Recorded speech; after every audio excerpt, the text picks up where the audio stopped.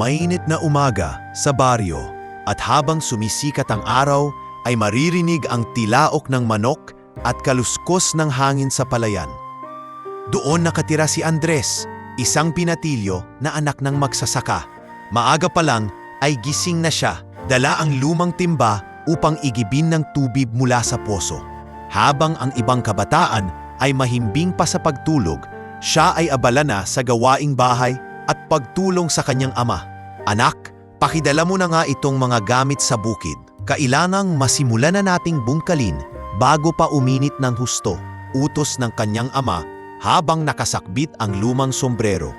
Opo, itay, sagot ni Andres na bagamat pagod pa mula sa magdamag na pag-aaral, ay hindi nagpakita ng reklamo. Lumaki siya sa isang simpleng buhay, kung saan ang bawat pagkain sa hapag ay bunga ng pawis at pagod ng kanyang mga magulang.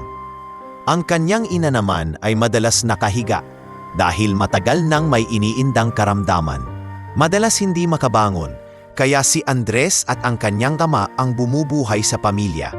Sa kabila ng lahat, mahal na mahal ni Andres ang kanyang pamilya at handang magsakripisyo para sa kanila. Anak, pasensya ka na kung hindi ko kayo masamahan palagi. Kung hindi lang sana ako mahina, baka mas magaan ang buhay natin. Mahina at halos pabulong na wika ng kanyang ina. Lumapit si Andres, hinawakan ang kamay nito at ngumiti. Inay, wag po kayong mag-isip ng ganyan. Basta't kasama ko po kayo, kaya kong magsikap. Darating ang araw na hindi na tayo maghihirap. At sa kanyang mga mata, nagniningning ang pangarap na yon. Habang naglalakad siya patungo sa bukid, iniisip ni Andres ang mga bagay na gusto niyang maabot balang araw. Madalas siyang nakatitig sa malayo, tanaw ang bayan na may malalaking gusali at tindahan. Lagi niyang naiisip, paano kaya kung magkaroon ako ng sarili kong negosyo? Paano kaya kung magkaroon ako ng pagkakataon na itaas ang aming pamilya mula sa kahirapan? Ngunit ang mga pangarap na yon ay nananatili lamang sa kanyang isipan. Dahil sa tuwing nababanggit niya ito, lagi siyang pinapagtawanan ng mga taong nakapaligid. Si Andres, mahilig mangarap, wala namang mararating yan. Anak lang ng magsasaka, madalas niyang marinig mula sa mga kapitbahay. Hindi siya lumalaban. Bagkus ay tahimik lang siyang ngumingiti at nagsasabing sa sarili, balang araw, makikita nila. Habang nasa bukid, tinutulungan niya ang kanyang ama sa pag-aararo. Pawis na ang kanyang katawan. Ang luma niyang kamiseta ay halos maligo sa alikabok at putik. Pero sa bawat hampas ng araro, dama niya ang bigat ng responsibilidad. Kahit alam niyang hindi sapat ang kita mula sa pagsasaka, pinipilit niyang huwag panghinaan ng loob. Minsan, habang sila ay nagpapahinga, kinausap siya ng kanyang ama. Andres, alam kong hirap ka na. Nakikita ko kung paano mo pinipilit ang sarili mo sa eskwela at dito sa bukid. Pero tandaan mo anak, hindi habang buhay ganito. May nakalaan para sa'yo. Napayuko si Andres at numiti. Itay, gusto ko pong magtapos ng pag-aaral at makatulong sa inyo. Gusto kong mapatunayan na hindi hadlang ang kahirapan para magtagumpay. Tumango ang ama niya, dama ang determinasyon ng anak.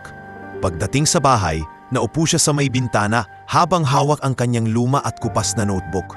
Doon niya sinusulat ang lahat ng kanyang iniisip at pangarap. Mga guhit ng maliliit na tindahan, listahan ng mga pagkaing na gusto niyang ibenta, at mga plano kung paano niya palalaguin ang isang negosyo. Hindi iyon maintindihan ng iba, ngunit para kay Andres, iyon ang unang hakbang sa pag-abot ng kanyang pangarap. Isang gabi, habang nag-aaral siya sa ilalim ng mahina at kumukurap na ilaw ng lamparang de gas, nilapitan siya ng kanyang kapatid na bunso. Kuya, bakit ka pa nag-aaral? Ang sabi ng mga kalaro ko, wala namang mararating ang katulad natin. Ang yaman daw, para lang sa mayayaman. Napatingin si Andres at bahagyang natawa. Hindi totoo yan. Kahit anak tayo na magsasaka, pwede tayong mangarap. Huwag mong hayaang diktahan ng iba kung ano ang kaya mong gawin. Tandaan mo bunso, ang pangarap, libre. At kung may sipag at tiyaga, pwede itong matupad. Mula noon, nagsilbi siyang inspirasyon sa kanyang nakababatang kapatid. Ngunit hindi madali ang lahat. Madalas, kulang sila sa pagkain. May mga araw na lugaw lang ang kanilang hapunan at minsan ay asin at kanin na lamang. Kapag may bisita, nagkakasya sila sa simpleng kape at tinapay na ipinamana pa ng kapitbahay. Pero sa halip na ikahiya ang kanilang kalagayan, tinuring ni Andres ang mga iyon bilang paalala kung gaano siya dapat magsikap. Sa tuwing makikita niya ang kanyang ina na nahihirapang huminga, lalo siyang nagkakarga ng tapang. Hindi pwedeng ganito lang. Hindi pwedeng hanggang dito na lang tayo. Bulong niya sa sarili. At sa katahimikan ng gabi, habang nakahiga siya sa banig, pinakikinggan ang huni ng kuliglig. Pinapangarap niya ang isang buhay na mas maginhawa, mas maliwanag. Isang buhay na malayo sa kahirapan, kung saan hindi na siya pagtatawanan ng mga kapitbahay at kung saan maipagmamalaki siya ng kanyang pamilya. Darating din ang araw ko, wika niya bago pumikit at makatulog, handa na muli para sa bukas na puno ng pagsubok at pangarap. Maagang gumising si Andres sa araw ng pasukan. Wala siyang bagong sapatos, wala ring bagong uniforme. Ang kanyang suot ay pinaglumaan na ng kanyang pinsan at ang sapatos na isinusuot niya ay may maliit ng butas sa kilid. Kahit pa nilagyan niya ng karton sa loob, ramdam pa rin ang siksik ng lupa at tubig kapag umuulan. Ngunit hindi iyon hadlang para sa kanya. Mas importante ang makapasok sa paaralan at makapag-aral. Habang naglalakad siya sa makipot na daan papunta sa eskwelahan, bitbit ang lumang bag na yari sa tela, pinagmamasdan niya ang mga kalaro niyang may dalang bago at makintab na gamit. "Kuya Andres, bakit lagi kang may butas ang sapatos?" Biro ng isang bata. Nagkatinginan ang iba at nagtawanan. Pinili na lang ni Andres na ngumiti. Pagdating sa paaralan, agad siyang pumasok sa kanilang silid. Doon, nakilala niya ang kanyang guro, si Ma'am Teresa, isang mabait na guro na agad napansin ang kanyang katahimikan at kasipagan. Sa unang linggo ng klase, kitang-kita ni Ma'am Teresa kung paano laging nakikinig at sumusulat si Andres, kahit luma na at halos maputol ang lapis na ginagamit. "Class, tingnan ninyo si Andres," sabi ni Ma'am Teresa, minsang tinanong kung sino ang may kumpletong takdang aralin. Kahit na wala siyang bagong gamit, palagi siyang handa. Iyan ang magandang ehemplo. Ngunit hindi lahat ay natutuwa sa pagpupuri sa kanya. Ang ilan sa mga kaklase ay patuloy siyang minamaliit. Ano ngayon kung masipag siya? Anak pa rin siya ng magsasaka. "Wala namang mararating yan," bulong ng isa sa mga batang mayamang kaklase. Sa kabila ng lahat, nanatiling tahimik si Andres. Mas pinili niyang ipakita sa gawa ang kanyang kakayahan kaysa makipagtalo. Sa oras ng uyan, dumiretso siya sa maliit na silid-aklatan ng paaralan. Doon siya nagbababad, binabasa ang mga librong tungkol sa agham, kasaysayan, at minsan ay tungkol sa negosyo. Kahit hindi niya lubos maintindihan ng lahat, pinipilit niyang matuto. "Balang araw, magagamit ko rin ito," bulong niya habang nagbabasa sa ilalim ng mahina at lumang ilaw ng library. Isang hapon, habang naglalakad siya pauwi, hinarang siya ng dalawang kaklase. "Uy Andres, ano yung binabasa mo? Akala mo siguro yayaman ka sa kakabasa ng librong yan?" Sabay kuha ng isa sa kanyang hawak na aklat. "Pakiusap, ibalik mo," mahinahong sagot ni Andres. Ngunit nagtawanan ang mga ito at inihagis ang aklat sa putikan. Saglit siyang natigilan, ngunit hindi siya umiyak. Dinampot niya ang aklat, pinunasan ng laylayan ang kanyang damit at naglakad palayo. Ang mga salitang iyon at ang kanilang pangungutya ay nagmarka sa kanyang puso. Hindi bilang sugat, kundi bilang gasolina ng kanyang determinasyon. Pag-uwi sa bahay, nadatnan niya ang kanyang ama na abala sa pagbubungkal ng lupa. "Kumusta ang araw mo sa paaralan, anak?" tanong nito. "Maayos naman po, itay," sagot ni Andres. Pilit na ikinukubli ang bigat ng loob. Ngunit napansin ng ama ang hawak na aklat na puno ng putik. "Ano yan?" "Nalaglag lang po, itay, pero ayos na ito." Tumingin ang ama at hinawakan ang balikat niya. "Andres, tandaan mo, kahit ano paman ang sabihin ng ibang tao, ang mahalaga ay kung paano ka tumatayo sa bawat pagbagsak. Huwag kang susuko." Kinagabihan nakaupo si Andres sa tabi ng kanyang ina. Anak, bakit ganyan ang sapatos mo? Hindi ka ba pinagtatawanan ng mga kaklase mo? Tanong ng ina na nakahiga pa rin sa banig. Medyo po, inay, sagot niya. Pero hindi po iyon ang mahalaga. Ang mahalaga, natututo ako araw-araw. Balang araw, ipagmamalaki ninyo ako. Mumiti ang kanyang ina at hinaplos ang kanyang buhok. Matagal na kitang ipinagmamalaki, anak. Sa mga susunod na buwan, unti-unti siyang napansin ng kanyang guro. Lagi siyang nauuna sa pagsusulit kahit hindi siya kasing ganda ng gamit ng kanyang mga kaklase. Dahil dito, naging malapit siya kay Ma'am Teresa. Andres, minsan ay sabi ng guro, alam mo ba na kaya mong maging higit pa kaysa sa inaakala mo? Ang sipag mo at talino mo ay hindi dapat baliwalain. Naluha si Andres sa mga salitang iyon. Sa unang pagkakataon, may taong naniniwala sa kanya bukod sa kanyang pamilya. Lumipas ang mga taon ng elementarya. Dala-dala niya ang parehong sapatos. Tinatahi ng paulit-ulit para magtagal. Ngunit sa bawat araw ng pagpasok, dala niya rin ang pangarap na balang araw ay ahon siya mula sa kahirapan. Hindi siya bumitaw, hindi siya nagpadaig sa pangungutya. At habang lumalaki, mas lalo niyang nararamdaman na may nakalaan para sa kanya. Isang landas na higit pa sa inaakala ng lahat. Copy ends here. Habang lumalaki si Andres, lalo ring lumalalim ang kanyang mga pangarap. Sa bawat pahina ng kanyang luma at kupas na notebook ay nakasulat ang iba't ibang ideya, mga guhit ng tindahan, listahan ng pagkaing pwede niyang ibenta, at mga plano kung paano makakaahon sa kahirapan ang kanilang pamilya. Ngunit sa tuwing sinusubukan niyang ibahagi ang kanyang mga pangarap, tila walang naniniwala. Isang hapon sa kanilang paaralan habang recess, nakaupo si Andres sa ilalim ng punong mangga. Nagsusulat siya ng kanyang mga plano, ngunit bigla siyang nilapitan ng ilang kaklase. Ano na naman niyang sinusulat mo, Andres? Parang lagi kang may sikreto, tanong ni Rico, isa sa mga madalas mang-asar sa kanya. Ngumiti si Andres at mahinahong sumagot, plano ko po ito sa hinaharap. Gusto kong magkaroon ng sarili kong negosyo, baka restauran o tindahan. Alahakak ang sinagot ng mga kaklase niya. Negosyo? Ikaw? Anak ka lang ng magsasaka. Ano bang alam mo sa negosyo? Walis at araro lang ang alam mo. Sagot ni Rico na ikinatawa ng iba. Pinagmasdan sila ni Andres. Bahagyang namula ang kanyang pisngi. Ngunit hindi siya sumagot. Tahimik siyang nagpatuloy sa pagsusulat. Bagamat ramdam niya ang pagkivot ng mga salita. Hindi ito ang unang beses na narinig niya iyon.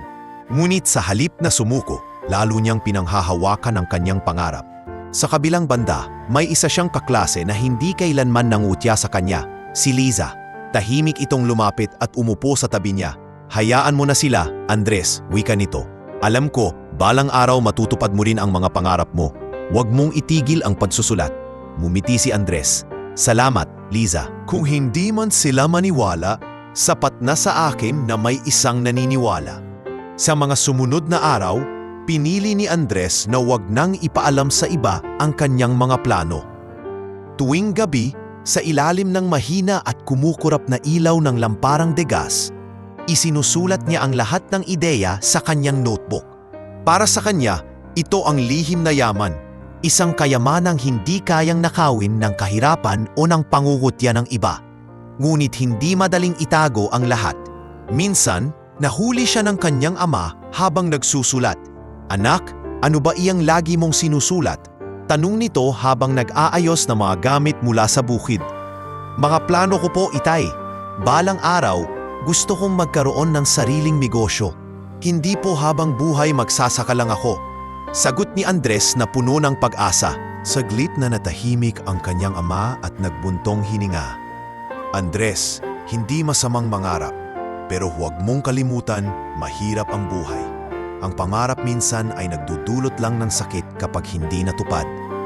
Tumango si Andres, ngunit sa kanyang puso, alam niyang hindi siya titigil.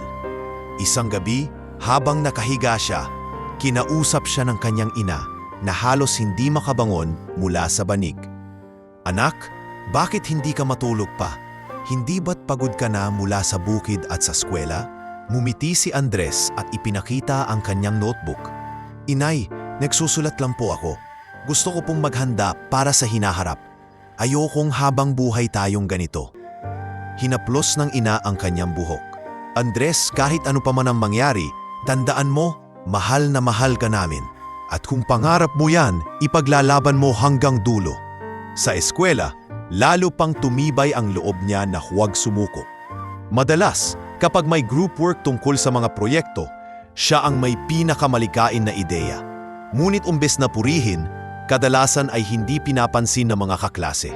Mas magaling pa rin ang plano namin, sasabihin nila, at itatabi ang kanyang notebook. Ngunit kay Liza, ibang-iba ang tingin. Alam mo Andres, minsan ay wika nito. Hindi lahat ng pangarap ay agad nakikita ng iba. Pero hindi ibig sabihin ay mali ka. Minsan, ikaw lang muna ang dapat maniwala sa sarili mo. Tumango si Andres at napangiti. Oo, tama ka. Sa ngayon, ako muna. Darating ang panahon, makikita rin nila. Habang tumatagal, natutunan niyang manahimik at itago ang kanyang mga plano. Hindi na siya nagsasalita tungkol dito sa kanyang mga kaklase upang hindi na siya pagtawanan. Ngunit sa bawat araw na lumilipas, lalo siyang nagiging determinado.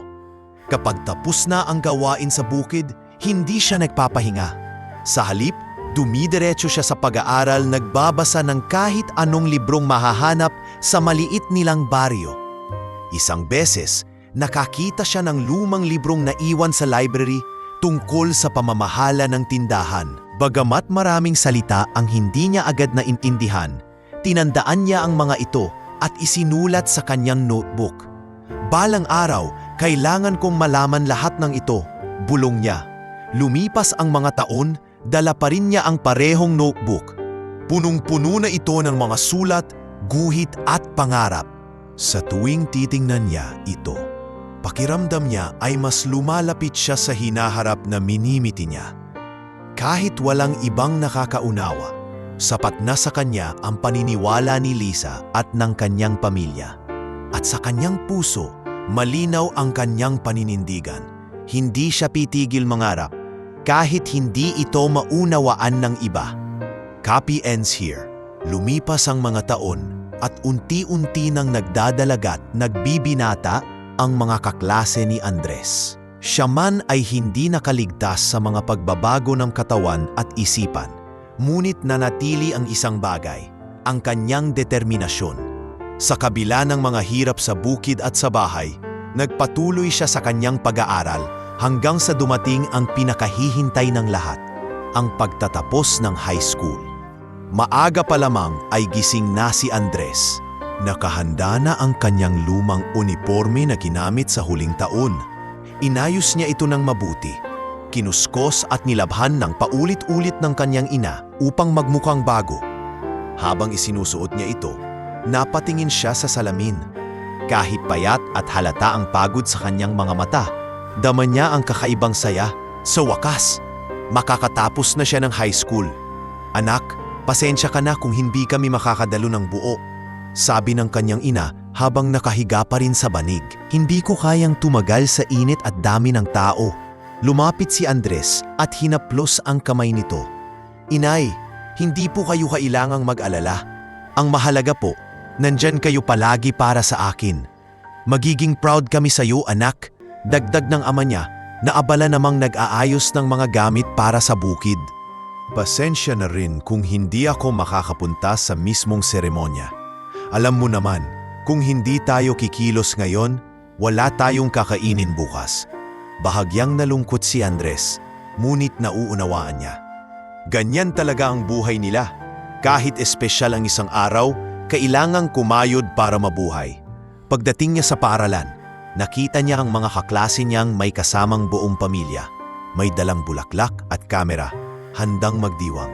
Siya lamang ang nakaupo mag-isa sa gilid. Walang dalang anuman kundi ang lumang bag na kasama niya sa loob ng maraming taon. Ngunit hindi siya nagpaapekto. Ang mahalaga, nakarating siya sa puntong iyon. Congratulations, Andres! Bati ni Liza na agad lumapit at inabot sa kanya ang maliit na buke ng bulaklak. Wala man ang pamilya mo dito, ako ang representante nila. Natawa si Andres at tinanggap ito. Salamat, Liza. Kahit kailan, Hindi mo talaga ako pinapabayaan. Nang magsimula ang seremonya, tinawag isa-isa ang mga mag-aaral. Pag-akyat ni Andres sa entablado, tahimik lang siyang naglakad, hawak ang diploma. Wala siyang narinig na malakas na palakpakan para sa kanya gaya ng naririnig ng iba. Ngunit naroon si Liza, palakpak ng palakpak at sapat na iyon para sa kanya.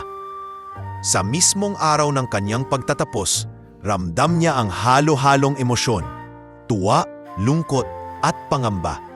Tuwa dahil natapos niya ang isang yugto, lungkot dahil wala ang pamilya niya para saksihan iyon, at pangamba dahil hindi niya alam kung ano ang susunod. Pag-uwi sa kanilang bahay, nadatnan niya ang kanyang ama na nakahubad pang itaas at pawisan mula sa bukid. "Anak, natapos mo na. Pasensya ka na talaga. Hindi kita nasamahan," sabi ng ama habang niyakap siya ng mahigpit. "Wala po yon, Itay. Ang mahalaga po ay nandito kayo ngayon," sagot ni Andres na hindi maitago ang ngiti. Ngunit alam niyang hindi doon nagtatapos ang lahat. Kinabukasan, habang nag-uusap sila ng kanyang mga magulang, lumabas ang matinding katotohanan. "Andres, ani ng kanyang ama, gusto ka sana naming ipagpatuloy sa kolehiyo, pero wala tayong pera. Kung pipilitin natin, baka mas lalo tayong malugmok sa utang." Napayuko si Andres. Matagal na niyang inasahan ang sagot na iyon, ngunit umaasa pa rin siyang baka sakaling may milagro. "Naiintindihan ko po, Itay. Hindi po ako magrereklamo. Ang mahalaga, buhay tayo at magkakasama." Ngunit sa kanyang puso, ramdam niya ang lungkot. Pangarap niyang mag-aral ng mas mataas, ngunit alam niyang hindi pa yon ang oras. Sa halip na sumuko, naghanap siya ng paraan. Isang araw, inalok siya ni Mang Delfin, ang may-ari ng maliit na kainan sa bayan. "Andres, gusto mo bang magtrabaho sa akin? Kailangan ko ng tagalinis. Hindi kalakihan ng sahod, pero makakatulong din sa pamilya mo." Nag-isip siya saglit at saka tumango. "Opo, Mang Delfin, tatanggapin ko po." At doon nagsimula ang bagong kabanata ng kanyang buhay. Araw-araw pagkatapos ng gawaing bukid, pumapasok siya sa kainan para maglinis ng sahig, maghugas ng pinggan at mag-ayos ng mesa. Madalas ay pinagtatawanan siya ng mga kapwa-empleyado. Si Andres, nagtapos ng high school para maging tagalinis lang, biro ng isa. Ngunit hindi siya natinag. Habang naglilinis, lihim niyang minamasdan kung paano pinapatakbo ang negosyo. Tinitingnan niya kung paano inaasikaso ang mga customer, paano nag-aayos ng mga resibo, at paano nag-iingat ng puhunan. Para sa kanya, bawat araw ay oportunidad na matuto. Pag-uwi niya sa gabi, agad siyang sumisilip sa kanyang notebook. Isinusulat niya ang lahat ng napapansin sa kainan, mga presyo ng pagkain, mga stratehiya sa pagbebenta, at kahit ang paraan ng pakikipag-usap sa mga customer. Minsan, tinanong siya ni Liza habang magkasabay silang naglalakad pa uwi. "Hindi ka ba nahihiya, Andres? Nagtapos ka ng high school pero tagalinis ka lang ngayon." Ngumiti siya. "Hindi ako nahihiya, Liza. Lahat ng trabaho, marangal. At alam ko, natututo ako araw-araw. Ito ang magiging pundasyon ng pangarap ko." Sa puntong iyon, lalong tumibay ang kanyang paniniwala. Ang pagtatapos ng high school ay hindi katapusan ng kanyang paglalakbay, kundi simula ng mas mahirap at mas makabuluhang laban. Ang laban na magdadala sa kanya patungo sa hinaharap na kanyang pinapangarap. Bumungad kay Andres ang bagong yugto ng kanyang buhay sa maliit na kainan ni Mang Delfin. Mahirap at mabigat ang trabaho. Bago pa man sumikat ang araw, naroon na siya para maglinis ng sahig, maghugas ng mga pinagkainan ng mga parokyano mula sa nakaraang gabi, at mag-ayos ng mga mesa at upuan. Sa bawat sulok na kanyang pinupunasan, pakiramdam niya ay pinupunasan niya rin ang mga pangungutya at kahihiyan na minsang dumapo sa kanya. Ngunit hindi iyon nakikita ng iba. "Hoy Andres, bilisan mo naman ang paghuhugas, baka abutan pa tayo ng lunch rush," sigaw ng isa sa mga kasama niyang empleyado. "Oo nga, parang ang bagal mo. Tagalinis ka lang naman, dapat mabilis ka dyan," dagdag pa ng isa na nagdulot ng tawanan sa iba. Tahimik lang si Andres, pinipilit na hindi sumagot. Sa halip, pinapabilis niya ang kinos at tinapos ang kanyang gawain. Ngunit sa kanyang isip, hindi siya natitison sa mga salitang iyon. Pinapaalala niya sa sarili na bawat pinggang hinuhugasan niya ay isa ring aral. Bawat basurang tinatapon ay isang hakbang patungo sa kanyang hinaharap. Minsan, napansin siya mismo ni Mang Delfin. Andres, alam mo ba? Hindi lahat ng tagalinis ay nagmamasid kung paano tumatakbo ang negosyo. Ikaw, palagi kang nakatingin, parang may iniisip. Nahihiyaman, sumagot siya. Gusto ko lang po matuto, Mang Delfin. Baka balang araw, magamit ko rin. Ngumiti si Mang Delfin at tumango. Ganyan dapat, huwag kang mawalan ng gana. Ang negosyo hindi natututunan sa isang araw. Dahan-dahan yan, parang pagtatanim. At lalo siyang nabuhayan ng loob. Sa tuwing matatapos ang kanyang trabaho, dumidiretso siya sa likod ng kainan kung saan nakatambak ang mga lumang resibo at listahan ng benta. Palihim niyang binabasa ang mga ito. Sinusuri kung paano kinikita at ginagastos ang pera. Isinusulat niya ang mga obserbasyon sa kanyang lumang notebook. Para kay Andres, ito ang kanyang sariling paaralan. Ang kainan ang kanyang classroom at ang mga karanasan doon ang kanyang guro. Ngunit hindi nawawala ang pang-aasar ng ibang empleyado. Tingnan mo nga yan si Andres. Ang arte-arte, parang businessman kung makatingin. Tagalinis lang naman. May mga pagkakataong halos madurog ang kanyang damdamin. Ngunit sa tuwing maiisip niya ang kanyang ina na may sakit at ang kanyang ama nang walang tigil sa pagsasaka, bumabalik ang kanyang lakas. Isang gabi, matapos ang mahaba at nakakapagod na araw, umuwi siya ng pagod na pagod. Pagdating sa bahay, nadatnan niya ang kanyang ina na nakaupo sa may pintuan, tila naghintay sa kanyang pagdating. Andres, anak, bakit parang sobrang pagod ka? Ngumiti siya at umupo sa tabi nito. Trabaho lang po, inay. Kailangan ko pong magsakripisyo para makatulong sa inyo. Hindi po ako magsasawa. Pasensya ka na, anak. Tugon ng ina na may bakas ng luha sa mata. Kung kaya ko lang pumangon at tumulong, gagawin ko. Pero salamat dahil ikaw ang lakas namin. Niyakap niya ito at bumulong. Huwag kayong mag-alala, inay. May patutunguhan din tayo. Hindi lamang sa trabaho natututo si Andres. Sa gabi, matapos ang lahat ng gawain, naglalaan siya ng oras upang magbasa ng mga librong nahihiram niya sa maliit na aklatan ng baryo. Madalas ay tungkol sa negosyo at pamumuno ang mga iyon. Kahit pagod, pinipilit niyang tapusin ang ilang pahina bawat gabi. Ang lampara nilang degas ang kanyang ilaw at ang kanyang notebook ang saksi sa lahat ng kanyang natutunan. Bakit hindi ka nalang magpahinga, Andres? Minsang tanong ng kanyang kapatid. Buong araw ka nang nagtatrabaho, tapos magbabasa ka pa? Numiti siya. Kung hihinto ako ngayon, wala akong maaabot bukas. Mas mabuti nang pagurin ko ang sarili ko kaysa manatili tayong ganito habang buhay. Lumipas ang ilang buwan at nakilala siya ng ilang customer bilang masipag na tagalinis. Minsan may isang matandang parokyano ang lumapit sa kanya. Iho, napapansin ko lagi kang abala, pero iba ang titig mo. Parang hindi ka tagalinis lang. May pangarap ka, hindi ba? Nagulat si Andres, ngunit hindi niya ikinaila.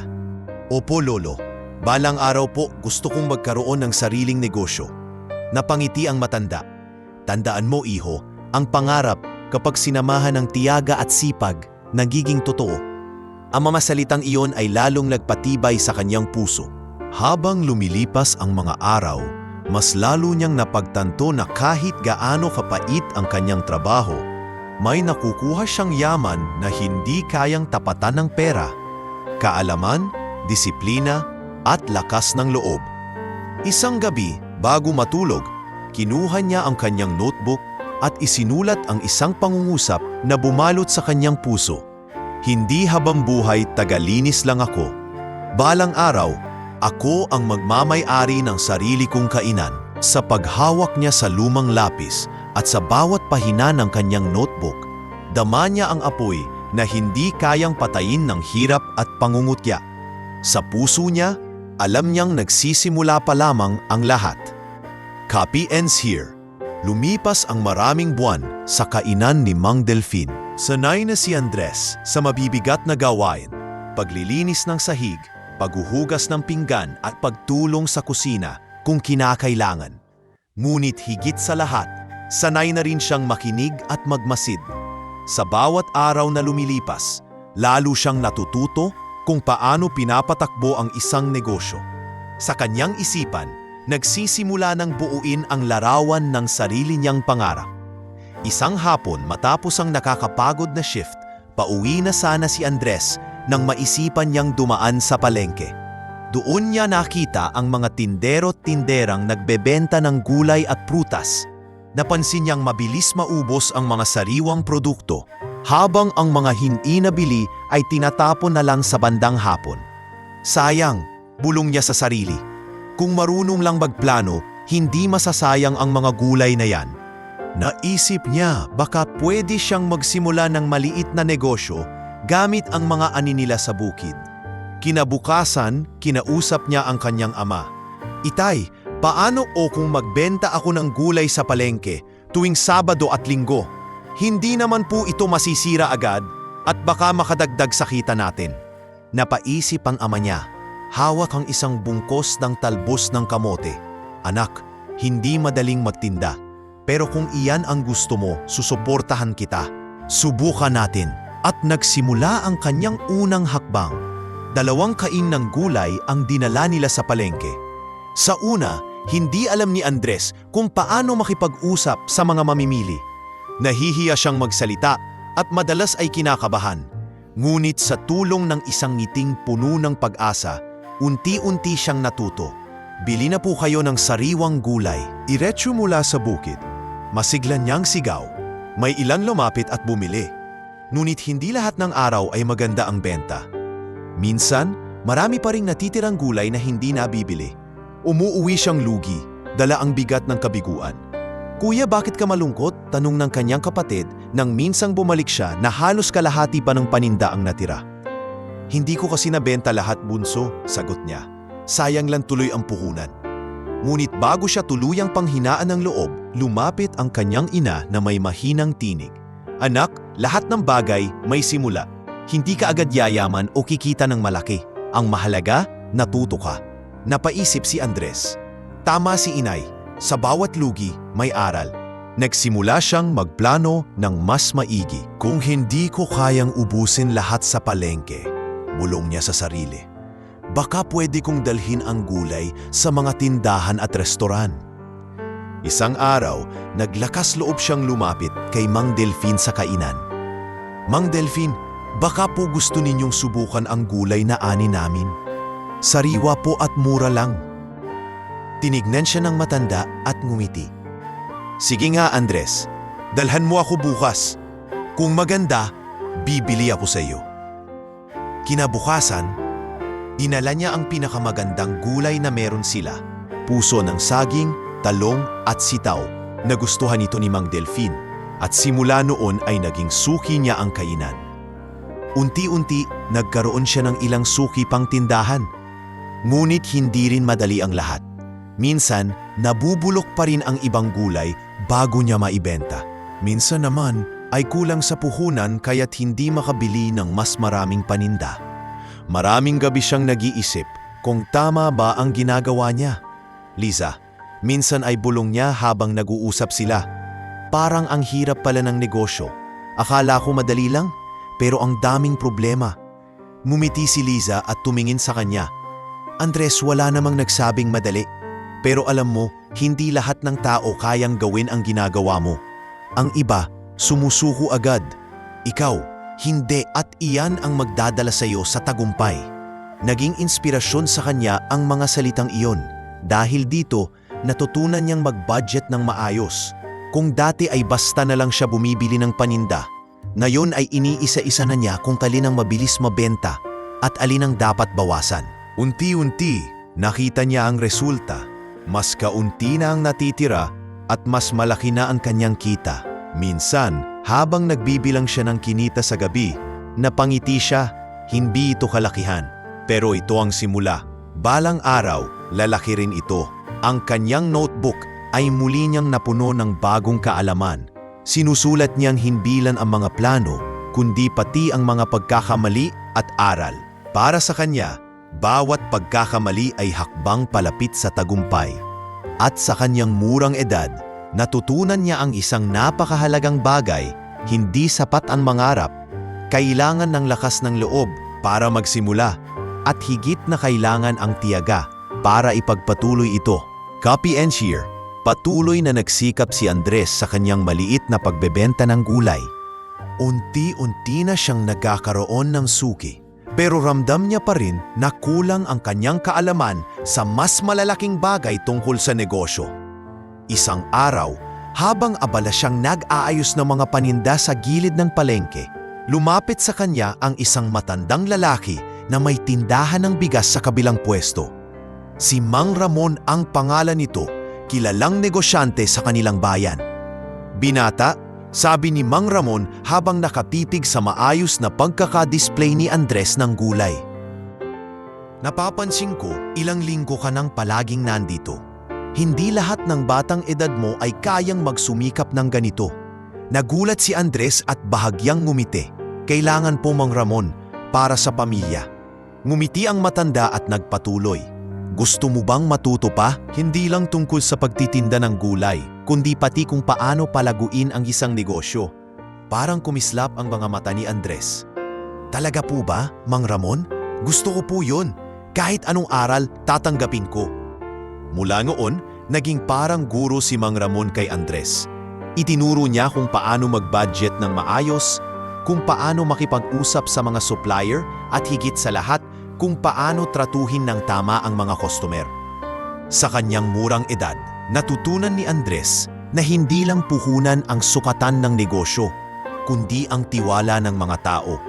Anak, sabi ni Mang Ramon, minsang nasa kanyang tindahan si Andres. Ang negosyo, parang pagtatanim. Hindi mo agad makikita ang bunga. Kailangan ng tiyaga, pasensya at tamang pag-aalaga. Pinakinggan niyang mabuti ang bawat salita at isinulat sa kanyang notebook. Sa kalaunan, dahil sa tiwala ni Mang Ramon, ipinagkatiwala nito kay Andres ang isang maliit na stall sa gilid ng palengke. Doon, hindi lamang gulay ang ibinebenta niya, kundi pati ilang pangunahing bilihin. Naging malaking hakbang iyon para sa kanya. Ngunit hindi naging madali. Marami ang nagduda kung kakayanin niya. Si Andres, tagalinis lang yan sa kainan dati? Ano naman ang alam niya sa pamamahala ng tindahan?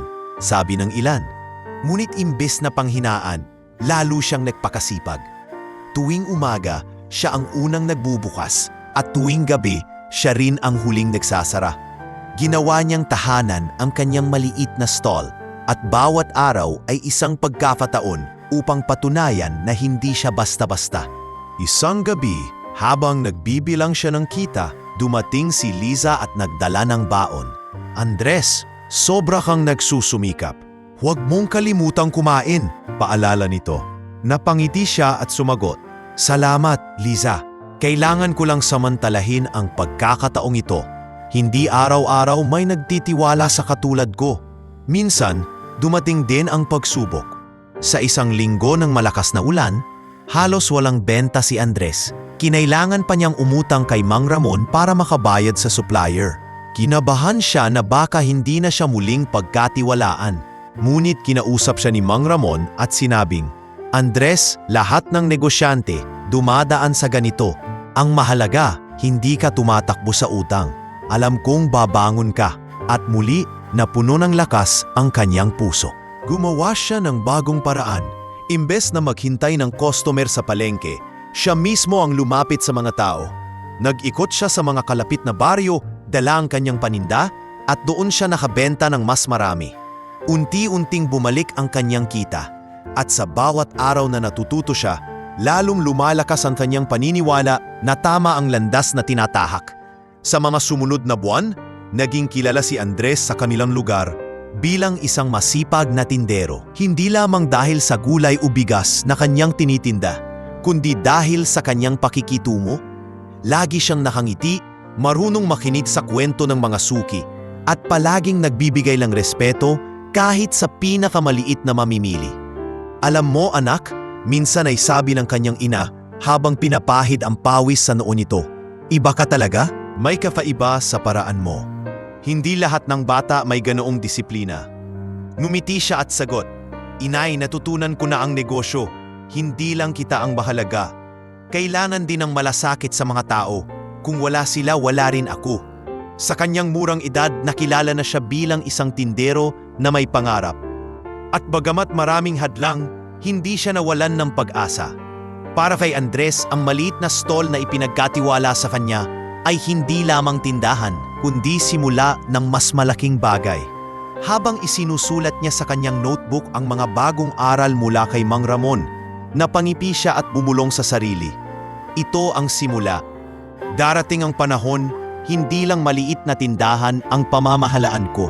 Balang araw, lalaki rin ito. At sa ilalim ng liwanag ng gaserang nakapatong sa mesa, patuloy siyang nagsulat ng kanyang mga pangarap. Hindi na lihim, kundi isang malinaw na landas na handa niyang tahapin. Copy ends here. Maganda na ang tinatakbo ng maliit na tindahan ni Andres na ipinagkatiwala ni Mang Ramon. Unti-unti na siyang nakakabayad ng utang at nakakaipon ng kaunti. Ngunit dumating ang isang pagsubok na mas mabigat kaysa sa anumang pagkalugi o pagkabawas ng benta, ang lalong paglubha ng sakit ng kanyang ina. Isang gabi, habang abala si Andres sa pagsasaayos ng talaan ng kanyang tindahan, biglang dumating ang kanyang kapatid. "Kuya, si Inay, nahihirapan siyang huminga." Agad niyang iniwan ang lahat at tumakbo pa uwi. Nadatnan niya ang kanyang ina na nakahiga sa banig, nanginginig at halos hindi makapagsalita. Agad niyang tinawag ang kanilang kapitbahay na may alam sa simpleng panggagamot. Pinahaplos ng kapitbahay ang dibdib ng kanyang ina at sinabing, kailangan na niya ng mas matinding gamot. Hindi sapat ang mga dahon-dahon lang. Kailangan ng pera para makabili sa bayan. Napalunok si Andres at napatingin sa kanyang ama. Pareho nilang alam na ang perang hawak niya ay para sana sa dagdag na paninda kinabukasan. Kung ibibili niya iyon ng gamot, halos wala nang matitira para sa tindahan. "Anak," mahinang sabi ng ama, "ikaw na ang magdesisyon. Pero alalahanin mo, mahalaga ang negosyo mo. Simula na iyon ang pangarap mo." Napayuko si Andres at pinisilang kamay ng kanyang ina. "Itay, walang halaga ang negosyo kung mawawala si Inay. Ibibili ko ng gamot ang lahat ng ito." Kinabukasan, umalis siya patungo sa bayan at bumili ng mga gamot. Halos maubos ang ipon niya. At nang bumalik siya sa palengke, wala siyang sapat na puhunan para sa karagdagang paninda. Napilitan siyang magbawas ng produkto at bumagal ang takbo ng kanyang tindahan. Minsan, habang nagbibilang ng kakaunting benta, napahawak siya sa ulo. Paano ko kayang maibabalik ang sigla ng tindahan? Paano ko pagsasabayin ang pamilya at ang negosyo? Ngunit sa bawat pagod at hirap, nakikita niya ang bahagyang pagbuti ng kalagayan ng kanyang ina. Para sa kanya, iyon ang mas mahalaga. Isang gabi, kinausap siya ng kanyang ina na nakahiga pa rin, ngunit mas nakangiti na. "Andres, pasensya ka na kung dahil sa akin, nahinto ang paglago ng tindahan mo." Umiling siya. "Inay, wag na wag ninyong iisipin iyon. Ang negosyo pwedeng bumalik. Ang buhay ninyo, hindi na." Napaluha ang kanyang ina at hinaplos ang pisngi niya. "Anak, ang tapang mo. Hindi ko alam kung paano ka naging ganito kalakas." Ngunit ang bigat ng sitwasyon ay lalo pang dumagdag ng isang linggo. Biglang bumagsak ang kita ng tindahan. Nawala ang ilang suki dahil hindi na siya nakakapagbigay ng sapat na paninda. Dumating ang araw na halos wala nang bumibili. "Kuya," wika ng kanyang kapatid, "bakit hindi mo na lang isara muna para makapagpahinga ka rin?" Mumiti si Andres kahit ramdam ang kirot. "Hindi ako susuko. Kung hihinto ako ngayon, paano tayo makakaahon? May paraan, kailangan lang ng tiyaga." At muli nakipagsapalaran siya. Kahit kaunti na lang ang puhunan, sinikap niyang gawing kaakit-akit ang mga paninda. Inayos niya ng maayos ang gulay. Nilagyan ng malinis na banig ang lamesa at siniguro na palaging magalang siya sa mga bumibili. Hindi nagtagal, bumalik ang ilang suki. "Andres, kaya pala hindi ka nakakapagbigay ng marami. May pinagdadaanan ka pala. Pero dahil sa sipag mo, sa iyo pa rin kami bibili," sabi ng isa. Sa simpleng pagbabalik ng tiwala ng ilang suki, muli niyang naramdaman ang pag-asa. Alam niyang hindi magiging madali, ngunit alam din niyang bawat sakripisyo ay may kapalit. Isang gabi, habang nakaupo siya sa tabi ng kanyang ina, hawak ang notebook na puno ng sulat at plano, bumulong siya sa sarili. Hindi ako bibitaw. Kung para sa pamilya, lahat titiisin ko. At balang araw, magbabalik ng lahat ng nawala. Ang kanyang ama, na tahimik lamang nakatingin sa kanilang mag-ina, ay nagsalita rin. Andres anak, hindi ko man madalas sabihin, pero itinagmamalaki kita.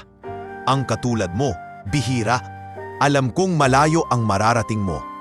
Sa sandaling iyon, kahit napakarami pang problema ang nasa harap niya, muling sumibol ang pag-asa sa kanyang puso. Hindi pa tapos ang laban. Sa halip, nagsisimula pa lamang. Muling bumangon si Andres matapos ang mga panahong halos mawalan siya ng puhunan. Sa kabila ng lahat, hindi siya pinabayaan ng ilang suki na patuloy na nagtitiwala sa kanya. Habang pinagmamasdan niya ang maliit na tindahan isang umaga, napagtanto niyang kailangan niyang mag-isip ng kakaiba. Kung pare-pareho lang ang ginagawa niya araw-araw, hindi lalaki ang kanyang kita. Hindi pwedeng gulay lang palagi, bulong niya sa sarili. Kailangan kong magdagdag ng bago, ng kakaibang makakaakit sa tao. Isang gabi, habang kumakain sila ng simpleng hapunan, pritong talong at kanin, nabanggit ng kanyang kapatid. Kuya, ang sarap ng luto ni inay kahit simpleng gulay lang. Pwede kaya na iyon ang ibenta mo? Napaisip siya. Totoo nga, maraming tao sa palengke ang bumibili ng lutong pagkain sa halip na magluto pa. Kinabukasan, sinubukan niyang magdala ng ilang nilutong ulam mula sa gulay, adobong sitaw, ginisang talbos at pinakbet. Nilagay niya ito sa mga kalderong may takip at inilatag sa kanyang stall. Lutong bahay, mura, masarap, masiglan niyang sigaw. Sa kanyang gulat, marami ang lumapit, mga manggagawa, estudyante at kahit ilang tindero. Unti-unting naubos ang paninda niya. Pag-uwi, bitbit niya ang mas malaking kita kaysa dati. Pagdating sa bahay, nagulat ang kanyang ina. Anak, saan galing ang perang yan? Sa mga niluto ninyo, inay, sagot niya na may ngiti. Ginawa kong paninda at mabenta po. Napanuha ang kanyang ina. Hindi ko akalaing ang simpleng luto ko ay makakatulong sa iyo. Mula noon, ginawang negosyo ni Andres ang pagbebenta ng lutong pagkain mula sa gulay. Naging paborito ito ng marami dahil mura ngunit masarap. Unti-unti, dumami ang bumibili at kinilala ang kanyang stall bilang ang tindahang may lutong bahay. Ngunit hindi pa rin madali. May mga pagkakataong sobra ang luto nila at hindi nabebenta lahat. Minsan ay lugi pa rin sila. Ngunit imbes na sumuko, pinag-aralan niya kung paano magtimpla ng dami ng lulutuin at kung alin ang mas mabenta. Sa kanyang notebook, isinulat niya, alamin ang tamang dami. Huwag sobra, huwag kulang. Habang lumalaki ang kanyang kita, nagsimula siyang makapag-ipon muli. Hindi man malaki, sapat para makabili ng dagdag na gamit tulad ng kaldero, sandok at mesa. Pinaganda niya ang tindahan, nilagyan ng malinis na urtina at banig. Unti-unti, nagbago ang itsura ng kanyang pwesto. Uy, tingnan mo si Andres, dati gulay lang. Ngayon may pagkain na, bulong ng ibang tindero. Parang lumalaki na ang negosyo niya. Hindi nagtagal, nakilala siya ng mga tao, hindi lamang bilang masipag na tindero, kundi bilang negosyanteng may malasakit. Lagi siyang nakangiti, marunong makinig, at hindi naniningil ng sobra. Kaya't dumami ang kanyang suki. Isang araw, lumapit muli si Mang Ramon at tiningnan ang kanyang stall. Andres, nakikita ko ang pagbabago. Dati nag-aalangan ka pa, pero ngayon ang dami mong ideya. Yan ang sikreto ng negosyante, hindi natatakot magbago. Salamat po Mang Ramon, tugon ni Andres. Kung hindi dahil sa inyo, baka hindi ako natutong mangarap ng higit pa. Sa paglipas ng mga buwan, nakapag-ipon si Andres ng mas malaking puhunan. Ginamit niya ito upang magbukas ng mas malaki pang pwesto sa gilid ng palengke. Hindi na lang gulay at lutong ulam ang binebenta niya, kundi pati mga inumin at ilang panghimagas na gawa ng kanyang kapatid. Lalong dumami ang kanyang suki. Araw-araw ay punuan ang kanyang pwesto at kilala na siya ng marami bilang si Andres na dating tagalinis, ngayon ay negosyante. Ngunit sa kabila ng lahat, hindi siya nagbago. Nanatili siyang mapagpakumbaba at palaging inuuna ang kanyang pamilya. Minsan habang nagbibilang siya ng kita sa gabi, kinausap siya ng kanyang ama. Anak, malayo na ang narating mo. Pero huwag mong kalimutan. Huwag masyadong madaliin. Dahan-dahan lang. Ngumiti siya. Opo, itay, pero alam ko. Malayo pa ang pupuntahan ko. Hindi ko na pwedeng sayangin ang pagkakataon. At sa kanyang puso, ramdam niyang nagsisimula ng magbunga ang lahat ng kanyang sakripisyo. Ang maliit na pangarap na isinulat niya sa notebook noon ay unti-unti nang nagiging realidad. Habang pinagmamasdan niya ang tindahan bago magsara isang gabi, bumulong siya sa sarili. Ito pa lang ang simula. Marami pang darating. Copy ends here. Sa dami ng kanyang pinagdaanan, hindi na namalayan ni Andres na lumipas na ang ilang taon mula nang siya'y nagtapos ng high school. Abala siya sa pagpapalago ng kanyang tindahan at pagtulong sa pamilya, kaya't halos nakalimutan na niyang minsang pinagtawanan siya ng mga kaklase noon. Ngunit isang umaga, habang nag-aayos siya ng paninda, dumating ang isang sobre. Para po kay Andres, wika ng kartero. Binuksan niya ito at nabasa ang nakalagay. Alumni Reunion, Batch 20XX. Inaanyayahan kang dumalo upang muling magsama-sama ang lahat ng nag-aral sa ating paaralan. Napahinto siya at napaupo. Hindi niya alam kung matutuwa ba siya o mangingilid ang luha. Matagal na panahon na rin mula nang huli niyang makita ang kanyang mga kaklase. Naalala niya ang lahat ng panlalait, ang tawanan at ang mga pangungutyang pinitiwan nila noon. Kinagabihan habang kumakain sila ng pamilya, ipinakita niya ang imbitasyon. Itay, inay, may reunion po sa paaralan namin. Hindi ko alam kung dapat akong pumunta. Sumabat ang kanyang kapatid. Kuya, dapat pumunta ka para makita nila kung ano ka na ngayon. Ngunit napailing siya. Hindi ko alam kung sanda ako. Baka pagtawanan na naman nila ako.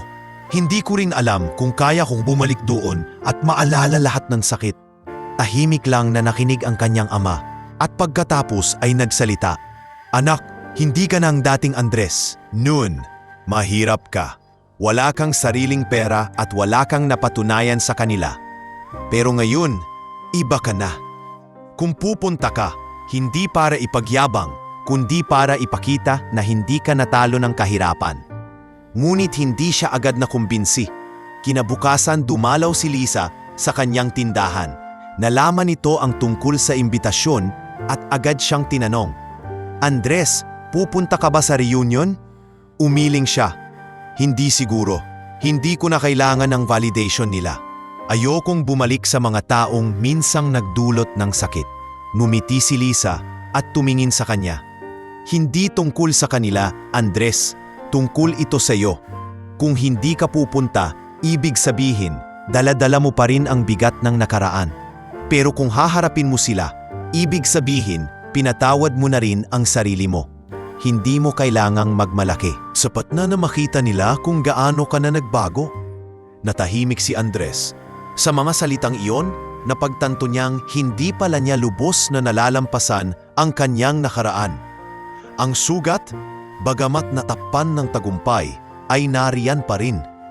Dumating at araw ng reunion. Habang nakatingin siya sa kanyang aparador, nakita niya ang lumang sapatos na butas na suot niya nung high school. Napangiti siya. Andres na may butas ang sapatos, natatandaan mo ba kung gaano ka nahirapan noon? Pero tingnan mo kung nasaan ka na ngayon. Ngunit sa huli, hindi siya nagtungo sa reunion. Pinili niyang manatili muna sa kanyang tindahan. Habang nagtitinda siya, iniisip niya ang mga alaala ng nakaraan. Kinagabihan, tinanong siya muli ni Liza, bakit hindi ka pumunta? Alam mong dapat mong ipakita sa kanila kung ano ka na ngayon. Hindi pa ako handa, tapat niyang sagot. Hindi dahil natatakot akong makita sila, kundi dahil ayokong ang motibo ko ay para ipamukha sa kanila ang pagbabago ko. Gusto kong pumunta sa oras na ang puso ko ay handang patawarin at hindi manumbat. Doon niya napagtanto na may mas mahalagang laban kaysa sa pagpapakita ng kanyang tagumpay, ang pakikipagkasundo sa sarili at pagbitaw sa hinanakit. Ngunit kahit hindi siya pumunta, nagsilbing paalala ang imbitasyon ng reunion na hindi na siya ang dating Andres. Habang nangaiga siya sa banig, nakatitig sa kisame, bumulong siya sa sarili. Darating din ang panahon. Hindi ngayon, pero darating din. Sa mga sumunod na araw, mas lalo siyang nagsumikap sa bawat pagluluto at pagtitinda. Mas naging malinaw ang kanyang landas. Hindi para ipakita sa mga kaklase ang kanyang narating, kundi para buuin ang kinabukasan para sa kanyang pamilya. Copy ends here. Lumipas ang ilang taon mula nang magsimula si Andres sa maliit na tindahan. Unti-unti, lumago ang kanyang negosyo at dumating ang panahong hindi na kasya ang kanyang pwesto sa palengke para sa dami ng bumibili. Araw-araw, mahaba ang pila ng mga taong gustong bumili ng kanyang lutong gulay at murang pagkain. May mga estudyante, mga manggagawa at maging mga opisyal ng bayan na naging suki niya. Isang gabi, habang nagbibilang siya ng kita, lumapit si Liza. Andres, hindi na kaya ng maliit mong pwesto ang dami ng tao. Hindi ba't oras na para maghanap ka ng mas malaking lugar? Napaisip si Andres. Tama si Liza. Kung mananatili siya sa maliit na stall, hindi niya maibibigay ang maayos na serbisyo sa kanyang mamasuki. Bukod pa rito, nararamdaman niyang handa na siya para sa mas malaking hakbang. Kinabukasan, sinamahan siya ni Liza at ng kanyang ama para maghanap ng pwesto. Sa kanilang paglilibot, nadaanan nila ang isang lumang gusali na dating kainan, ngunit matagal nang sarado. Basag ang ilan sa mga bintana, luma ang pintura at halos inabandona ng may-ari. Hindi ba't sayang itong lugar na ito? Tanong ni Liza. Tinitigan ni Andres ang gusali at napangiti. Oo, luma na. Pero nakikita ko ang potensyal. Parang ako lang noon. Pinagtatawanan pero may pangarap. Agad siyang nakipag-ugnayan sa may-ari ng gusali. Sa kabutihang palad, pumayag itong paupahan sa abot kayang halaga dahil matagal na ring walang gumagamit sa pwesto. Ginamit ni Andres ang malaking bahagi ng kanyang ipon para simulan ang pagpapaayos. Araw-araw, kasama ang kanyang pamilya at ilang kaibigan, pininturahan nila ang dingding, inayos ang bubong at nilinis ang buong paligid. Hindi ito naging madali. Maraming beses na kinailangan niyang huminto dahil sa kakulangan ng pondo. Ngunit tuwing nararamdaman niya ang panghihina, lagi siyang pinapalakas ng kanyang ina. Andres, sabi nito habang pinagmamasdan siyang nagpipintura, itong restaurant na ito, hindi lang pangarap mo. Para ito sa ating lahat. Ito ang bunga ng lahat ng paghihirap mo. Matapos ang ilang buwan ng sakripisyo, natapos din ang renovation. Binuksan niya ang kanyang kauna-unahang restaurant at pinangalanan itong Bahay Kusina ni Andres bilang pag-alala sa simpleng tahanan kung saan nagsimula ang lahat. Sa ulang araw ng pagbubukas, hindi niya inasahan ang dami ng dumating. Puno ang bawat mesa at ang amoy ng pinakbet, adobong sitaw at ginisang talbos ay umalingaw-ngaw sa buong paligid. Naroon ang mga dati niyang suki sa palengke, ang kanyang matakapit bahay at maging si Mang Ramon na kanyang naging guro. Hindi ko akalaing mangyayari ito. Bulong niya kay Liza habang abala sila sa pagseserbisyo sa mga parokyano. Ngumiti si Liza. Sabi ko naman sa'yo, Andres, malayo ang mararating mo. Ngunit kahit tagumpay ang pagbubukas, hindi pa rin nawawala ang mga pagsubok. Maraming beses na nagkaroon ng aberya. May nasirang kalan, may mga pagkain na nasobrahan ng luto at natapon, at may ilang customer na nagreklamo. Ngunit sa bawat pagkakamali, natututo si Andres. Hindi siya nagagalit sa kanyang mga tauhan. Sa halip, tinuturuang muli ang mga ito. Hindi natin kailangang maging perpekto agad, sabi niya sa mga empleyado. Ang mahalaga, nagkakaisa tayo at natututo araw-araw.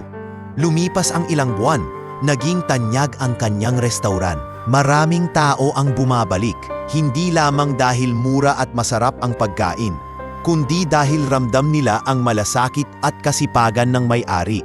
sa bawat sulok ng restauran, dama ang kwento ng isang anak ng magsasaka na piniling mangarap at magsikap. Isang araw, habang naglalakad siya sa loob ng restauran, napatingin siya sa lumang notebook na lagi niyang dala. Binuksan niya ito at nakita ang unang guhit ng tindahan na kanyang pangarap noon. Ngayon, hindi na lamang ito guhit. Totoo na ito sa kanyang harapan. Salamat Panginoon, bulong niya. Natupad ang isang pangarap. Ngunit alam niyang hindi pa rito nagtatapos ang lahat. Sa kanyang puso, ramdam niyang mas marami pang darating na hamon at pagkakataon. At sa bawat isa, handa siyang harapin ang lahat. Para sa pamilya, para sa mga taong naniniwala sa kanya, at para sa batang Andres na minsang pinagtawanan ngunit hindi sumuko. Matapos ang matagumpay na pagbubukas ng bahay-kusina ni Andres, mas lalo pang lumago ang negosyo paglipas ng mga buwan. Hindi lamang mga ordinaryong mamimili ang dumarayo, kundi maging mga taong galing sa karatig probinsya.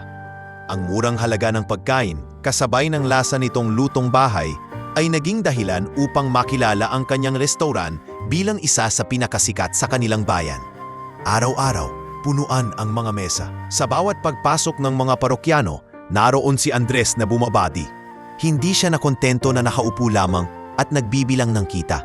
Sa halip, kasama siya ng mga tauhan, naghahain, naglilinis at nakikipag-usap sa mga customer. Sir Andres, napakasarap ng adobo ninyo. Wika ng isang parokyano. Maraming salamat po, iyan ay luto mula sa puso ng aming pamilya. Sagot ni Andres na may ngiti.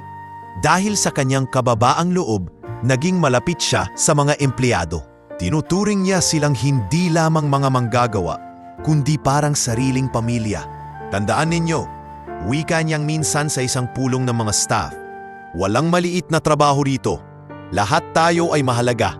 Mula sa tagalinis hanggang sa kusinero. Kung wala kayo, wala rin ako. Napaluha ang ilan sa kanyang mga empleyado dahil ngayon lang sila nakaranas ng ganoong klase ng pamumuno. Isang boss na marunong rumespeto at magpahalaga. Habang lumalago ang negosyo, nagkaroon na siya ng sapat na ipon. Isang araw, kinausap siya ng kanyang ama habang nakaupo sila sa beranda ng kanilang bahay. Anak, matagal na kitang gustong tanungin. Hindi ba't panahon na para bumili ka ng lupa at sariling bahay? Hindi habang buhay ay dito tayo sa luma at tagpi-tagping kubo. Napaisip si Andres. Matagal na rin niyang gustong bigyan ng mas maayos na tahanan ang kanyang pamilya. At sa tulong ng naipon niyang pera, nakabili siya ng maliit na lote sa bayan at nagtayo ng maayos na bahay. Nang matapos iyon, dinala niya ang kanyang ina na halos hindi makapaniwala sa nakita. Andres, anak, ito ba talaga ang bahay natin? Tanong ng ina habang nakapikit pat pinapahid ang luha. Opo inay, hindi na kayo mahihirapan. Hindi na kayo magtitiis sa tagpi-tagping bubong at sahig na butas. Sagot ni Andres habang niyayakap ang kanyang ina. Naging mas magaan ang buhay nila.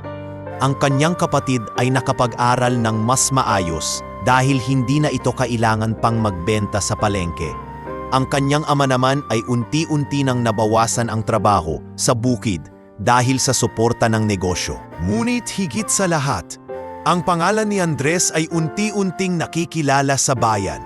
Tinatawag na siyang si Andres na negosyanteng mula sa bukid. Marami ang humahanga sa kanyang kwento. Mula sa dating tagalinis at tindero ng gulay, ngayon ay isang matagumpay na may-ari ng restauran. Dumating din ang pagkakataon na inimbitahan siya ng lokal na pamahalaan upang magsalita sa harap ng kabataan. Mga kabataan, wika nga habang nasa entablado, huwag kayong matakot mangarap. Hindi mahalaga kung mahirap ka man o pinagtatawanan ng iba. Ang mahalaga ay ang tapang at tiyaga. Ako ay anak ng isang magsasaka. Ngunit ngayon ay narito sa inyong harapan bilang patunay na walang imposible. Nagpalakpakan ang lahat. Sa sandaling iyon, naramdaman ni Andres na hindi lamang negosyo ang kanyang naitayo, kundi inspirasyon sa maraming tao. Habang patuloy na lumalaki ang kanyang restauran, hindi rin nawawala ang mga pagsubok. May mga bagong kompetisyon na nagsulputan, may mga araw na mahina ang benta at may mga problema sa operasyon. Ngunit sa bawat pagsubok, pinipili niyang manatiling matatag. Lagi niyang sinasabi sa sarili, hindi ko na kayang bumalik sa dati. Kailangan kong magpatuloy para sa pamilya at sa mga taong umaasa sa akin. Isang gabi, habang nakaupo siya sa loob ng restauran na bagong pinturahan at inayos, kinuha niya muli ang kanyang notebook. Binuklat niya ang unang pahina kung saan nakasulat ang kanyang unang pangarap. Magkaroon ng maliit na tindahan para sa pamilya. Napangiti siya. Nalampasan ko na ito. Ngayon, oras na para mangarap ng mas malaki. At doon niya isinulat sa bagong pahina. Palawakin ang restauran. Magtayo ng sangay sa ibang bayan. Sa kanyang puso, alam niyang kaya niya. Dahil mula sa isang simpleng anak ng magsasaka, natutunan niyang ang tunay na tagumpay ay hindi lang nasusukat sa pera o laki ng negosyo, kundi sa paglalakbay at mga taong natutulungan nito. Isang tanghali, abala si Andres sa pagtulong sa kanyang mga tauhan sa restauran nang biglang dumating ang isang sobre na may nakasulat na pamilyar na logo ng kanilang paaralan. Kinuha niya ito, binasa at napangiti ng may halong kaba. Alumni Reunion Batch 20XX. Inaanyayahan kang dumalo sa ating muling pagtitipon upang sariwain ang ating kabataan. Huminto siya sa pagbasa at napaupo sa isang sulok. Biglang bumalik sa kanyang alaala ang mga panahong siya'y nilalait at pinagtatawanan. Naalala niya ang butas na sapatos, ang kanyang lumang bag at ang mga birong anak lang ng magsasaka. Bagamat malayo na ang kanyang narating, naroon pa rin ang sugat ng nakaraan.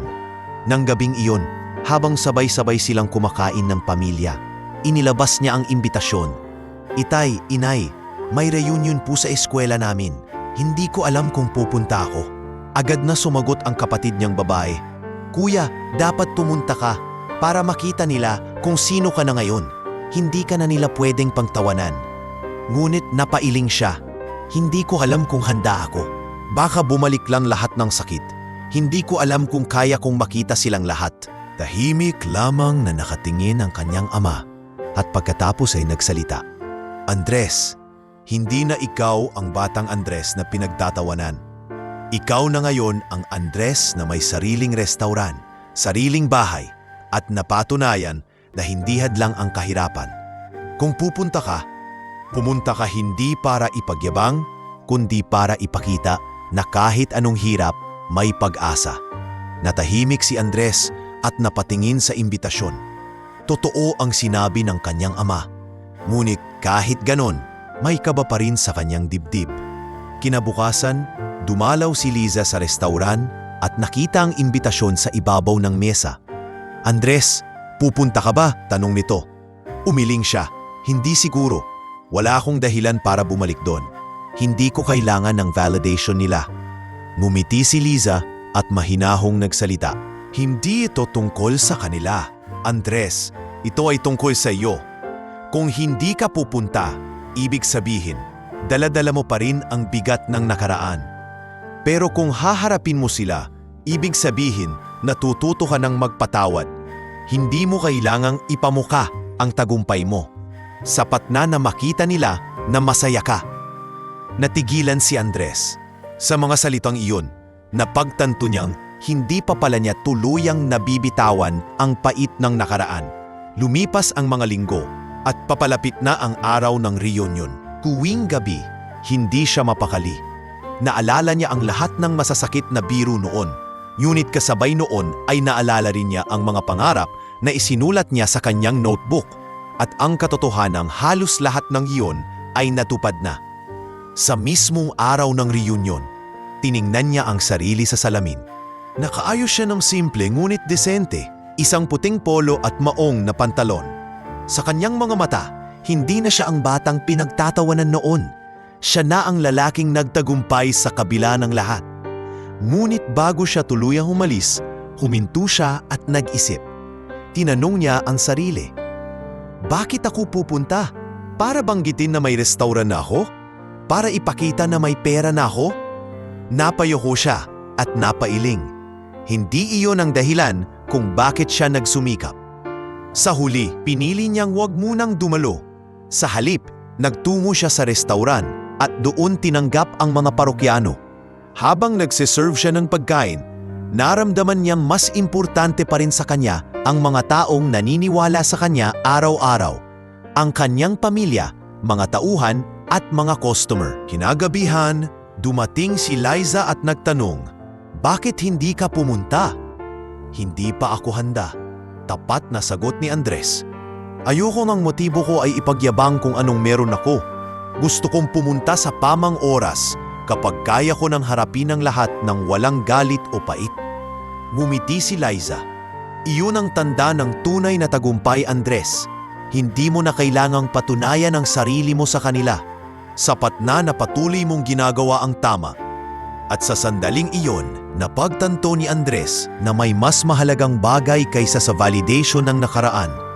Ang tunay na tagumpay ay ang pagkakaroon ng kapayapaan sa sarili at ang pagpapatuloy ng landas para sa mas maliwanag na hinaharap. Copy ends here. Dumating ang gabi ng reunion. Maaga pa lamang ay ramdam na ni Andres ang kaba sa kanyang dibdib. Simple lamang ang suot niya, isang maayos na polo at pantalon. Pero sapat upang ipakita na hindi na siya ang dating batang mahirap na pinagtatawanan. Habang papalapit siya sa dating paahalan kung saan idaraos ang pagtitipon, sari-saring alaala ang bumalik. Ang mga araw na nililibak siya dahil sa kanyang sapatos na butas, ang mga gabing nag-aaral sa ilalim ng lampara, at ang mga pangumutyang anak lang ng mansasaka. Pagdating niya sa venue, agad siyang napansin ng ilan sa kanyang mga dating kaklase. "Si Andres ba yun?" bulong ng isa. "Aba, dumalo rin pala siya. Akala ko naman ay nahihiya pa rin siya hanggang ngayon." Naglapitan ang ilang grupo at hindi na iwasang muling pagtawanan siya. "Uy, Andres, ano? Tagalinis ka pa rin ba? Baka naman dito ka na mag-volunteer magwalis pagkatapos ng party." Sabay halakhak ng ilan. Ramdam niya ang kirot sa kanyang dibdib, ngunit nanatili siyang tahimik. Hindi siya sumagot at piniling ngumiti na lamang. Alam niya sa sarili na hindi na siya ang dating Andres na kailangang ipagtanggol ang sarili sa salita. Mas pinili niyang huwag magpatinag sa kanilang panunukso. Habang nagpapatuloy ang programa, narinig pa rin niya ang bulungan at biro ng ilan. Kaya pala dumalo. Baka libre ang pagkain. Hindi pa rin siguro nagbabago ang buhay niyan. Ngunit imbes na magalit, tumingin lamang siya sa paligid. Naalala niya ang sinabi ni Liza.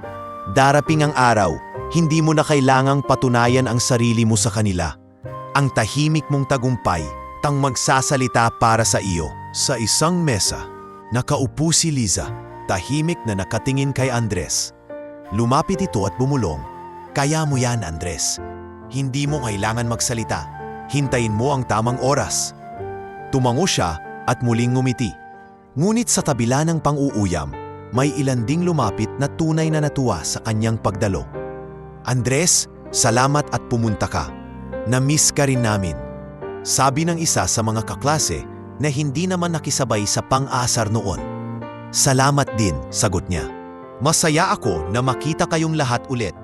Habang tumatagal ang gabi, mas lalong humihina ang kanyang loob dahil sa patuloy na pangungutya ng iilan. Ngunit pinanghawakan niya ang katotohanang nasa kanya ang tunay na lakas. Ang katotohanang hindi alam ng kanyang mga kaklase. Siya ang tunay na may-ari ng restauran kung saan ginaganap mismo ang reunion. Sa bawat sulyap niya sa paligid, hindi niya mapigilan ang mapangiti. Ang mga dingding na minsang pininturahan niya, ang mga mesa't upuan na siya mismo ang nag-ayos, at ang mga tauhang masipag na nagsiserve ng pagkain. Lahat iyon ay bunga ng kanyang dugo pawis. At sa mismong gabing iyon, dumarating ang oras ng pagbabalik ng lahat ng kanilang pangungutya. Ngunit pinili niyang manatiling tahimik. Hindi pa panahon upang ibunyag ang lahat. Ang oras ng kanyang pagsagot ay darating, hindi sa salita, kundi sa katotohanang magpapatahimik sa lahat. Sa kanyang puso, alam niyang malapit na ang sandali kung kailan makikita ng kanyang mga dating kaklase ang totoo. na ang dating anak ng magsasaka na kanilang nilait ay siya na ngayong may-ari ng buong restauran na kanilang kinatatayuhan. Habang nagpapatuloy ang programa sa reunion, nakaupo lamang si Andres sa isang sulok, tahimik na pinagmamasdan ang mga dating kaklase.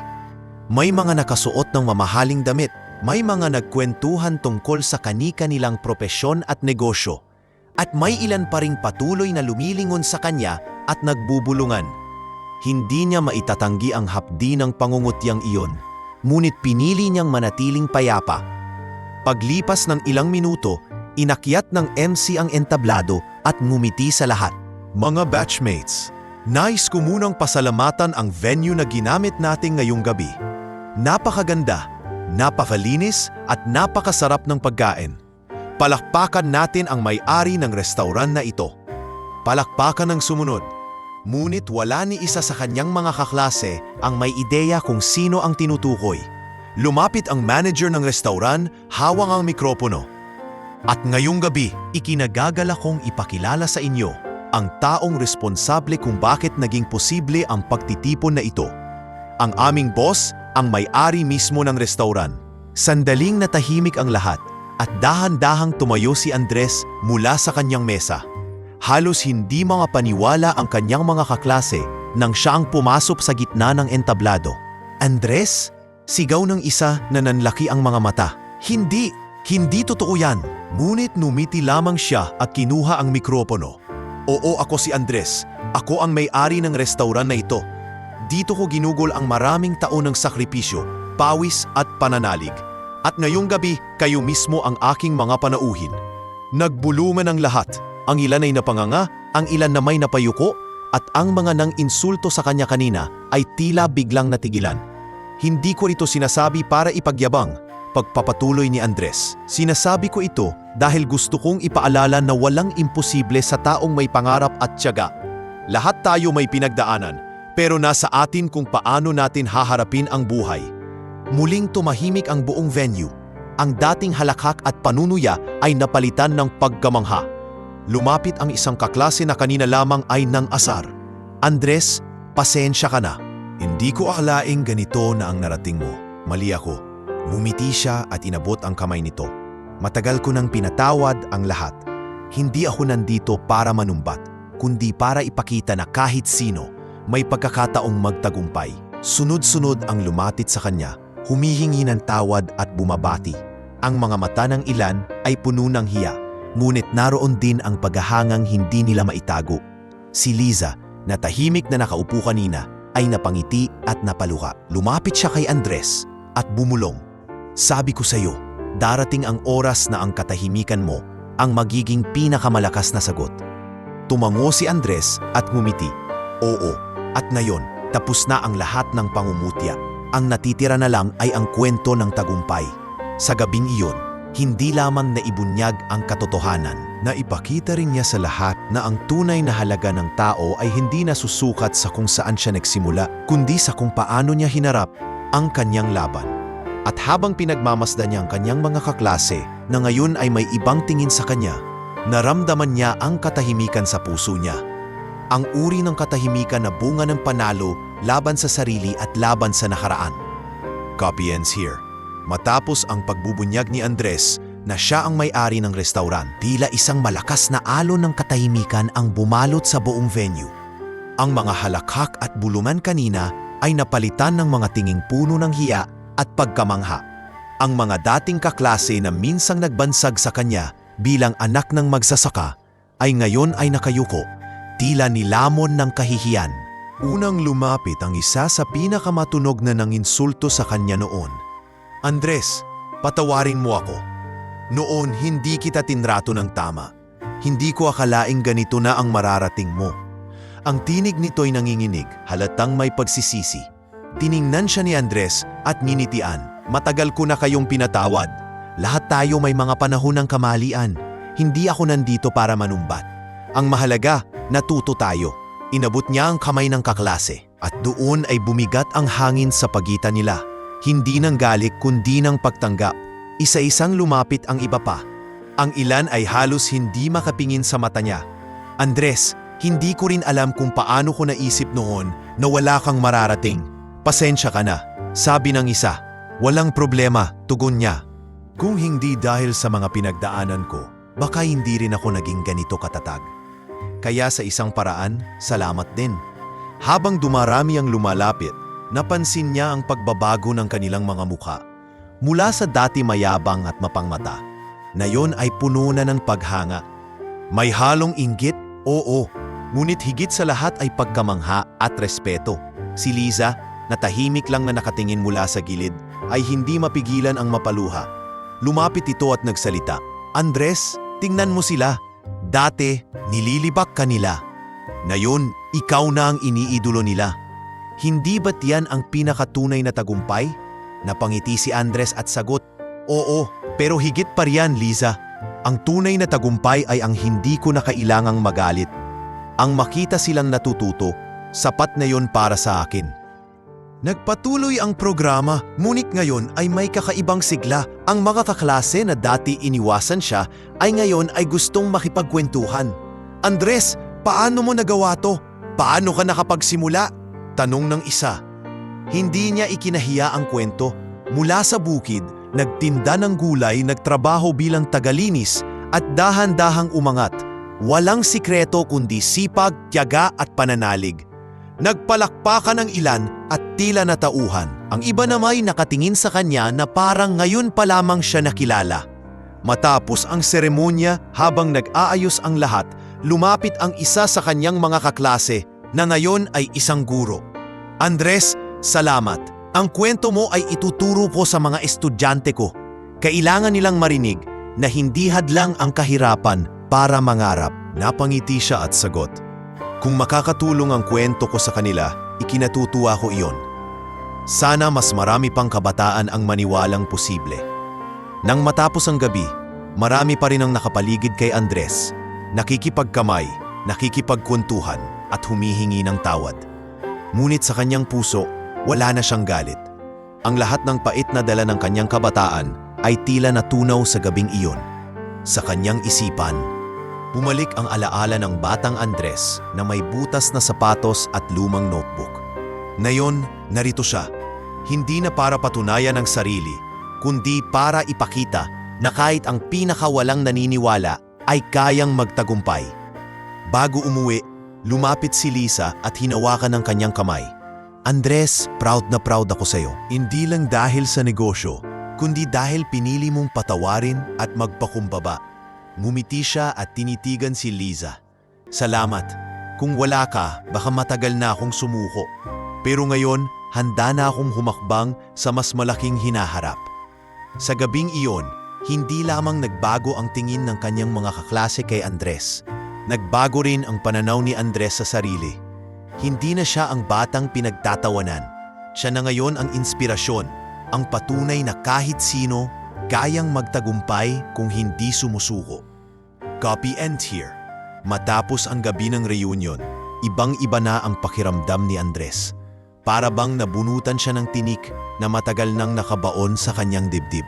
Ang lahat ng sakit at pangungutya ang inipon niya mula pagkabata ay tila natapos na nang makita niyang nagbago ang tingin sa kanya ng mga dating kaklase.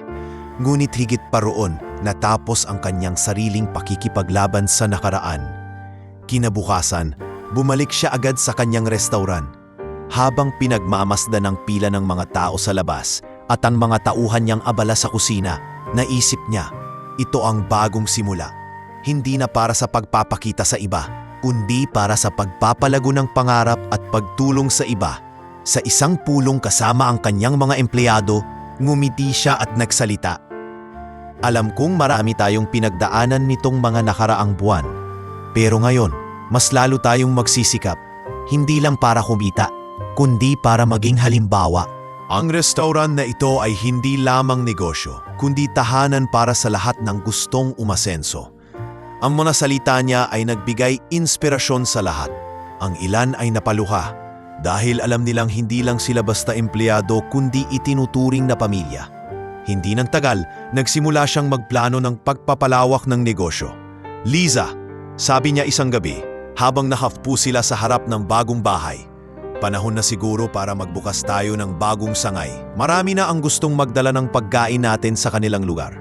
Ngumiti si Liza, handa na tayo at hindi mo na kailangang gawin ito ng mag-isa. Kasama mo ako. At doon nagsimula ang kanilang panibagong kabanata. Nagtungo sila sa Karatig probinsya upang maghanap ng lokasyon para sa ikalawang sangay ng restauran. Hindi naging madali, mataas ang renta at marami ring kakompetensiya. Ngunit dala ng determinasyon at tiwala sa sarili, nakahanap sila ng tamang lugar. Nang mabuksan ang ikalawang sangay, muling bumuhos ang mga tao. Tulad ng nauna, pumatok ang kanilang murang lutong bahay. Hindi lamang ito pagkain, kundi karanasang puno ng malasakit at kasaysayan. Ang kwento ni Andres ay kumalat sa bibig ng mga tao at mas lalo siyang nakilala. Isang araw, tinanong siya ng isang mamamahayag na dumalaw sa kanyang restauran. Andres, ano ang sikreto ng iyong tagumpay? Paano ka mula sa pagiging anak ng magsasaka ay naging may-ari ng kilalang restauran? Mumiti siya tumugon. Walang sikreto, sipag, tiyaga, at pagmamahal sa pamilya. At higit sa lahat, paniniwala sa sarili. Kung hindi ko pinangarap, wala akong narating. Naging inspirasyon siya hindi lamang sa kanyang bayan kundi sa mas maraming tao. Inimbitahan siya upang magsalita sa mga paaralan at unibersidad. Doon ipinapasa niya ang kanyang aral sa mga kabataan. Huwag kayong matakot sa kahirapan. Huwag kayong mawalan ng pag-asa kahit pagtawanan kayo. Dahil ang tagumpay ay hindi nakikita sa simula, kundi sa dulo ng laban. Samantala, mas naging malapit ang kanyang relasyon kay Liza. Sa bawat pagsubok at tagumpay, palagi itong nasa kanyang tabi. Minsan habang magkasamang naglalakad pa uwi mula sa restauran, napatingin siya rito. Liza, matagal na kitang kasama sa lahat ng ito. Hindi ko siguro kakayanin kung wala ka. Ngumiti si Liza at hinawakan ang kanyang kamay. Andres, matagal na rin akong naniniwala sa iyo. At ngayon mas lalo pa, ang lahat ng ito ay simula pa lamang. At sa puso ni Andres, alam niyang hindi lamang negosyo ang kanyang binubuo. Isa itong buhay na may bagong direksyon. Isang kinabukasang puno ng pag-asa, pagmamahalan at mas malalaking pangarap. Habang nakatingin siya sa kanyang restauran na puno ng ilaw at tao, bumulong siya sa sarili. Ang batang anak ng magsasaka ay tapos na sa lumang laban. Ngayon, oras na para sa bagong simula.